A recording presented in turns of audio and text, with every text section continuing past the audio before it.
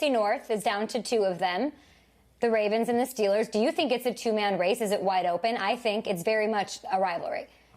Yeah, I think that the Bengals got younger and got some players back in AJ Green. And of course, we know that they now added another wide receiver in T. Higgins. But I don't know if the Bengals are ready to compete this year. The Browns, I'm not getting on that train yet. To me, it's the Steelers and the Ravens. And Kay, to your point, that first meeting, it wasn't with Roethlisberger. They took the Ravens to overtime. This was when the Ravens were high-flying. Lamar can't be stopped. Here come the Steelers, and they do what the Steelers do to the Ravens. They bloody them up, and they give them a battle. The Ravens will never blow out the Steelers. It's just not what they do. Come Thanksgiving, it will be a great test. The NFL could have put any matchup on Thursday, Thanksgiving night. They chose Ravens and Steelers. A lot of people said, Steelers. Just wait. When that game happens, it'll be the most important game of the week, and the Steelers will be ready to play. I can't put the Browns and Bengals in this conversation just yet.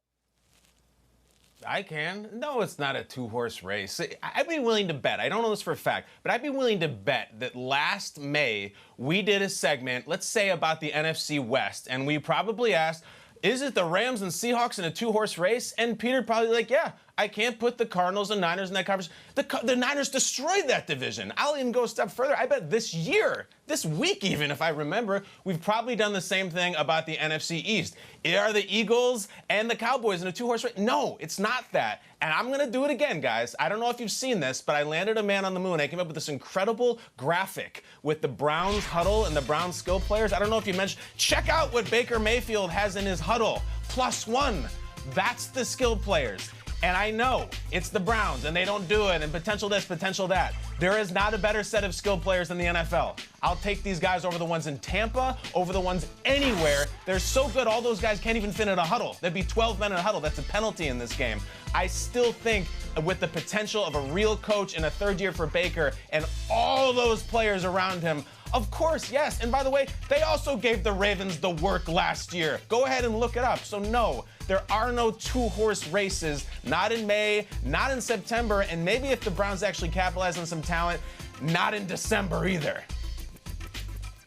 I hear you on that, KB. It's not just a two-horse race because there's two dark horses as well. You know, as much as I have an understanding that it's going to be tough for the Cincinnati Bengals to put something together, I do like the talent on the roster. The run game is there. AJ Green is back. Joe Burrow looked really good in college. I know it's the NFL, but Zach Taylor has to be cooking up something. And when it comes to the Browns, they're just so damn talented. KB, you keep showing us that graphic, and I keep leaning on them every single season saying that something has to give. And Kevin Stefanski is there, and I'm pretty sure he's going to put together an offensive game plan that can utilize that skill set. I mean, he has some of the best talent in the world. It's almost like they're that kid that's uber talented, but they haven't hit maturity yet. So we're waiting for the Browns to go around, walking around with their voice like this, to all of a sudden one day waking up and they're like, oh, my gosh, I think I hit puberty, with a little hair on their chest. No. Like, come on, Browns, grow up, man. You got to drop them at some point. So I do feel like those dark horses are going to make this division interesting. But, yeah, just being realistic, it's going to come down to the Ravens and seeing if Big Ben can snatch the crown from Lamar, because right now, Lamar is king.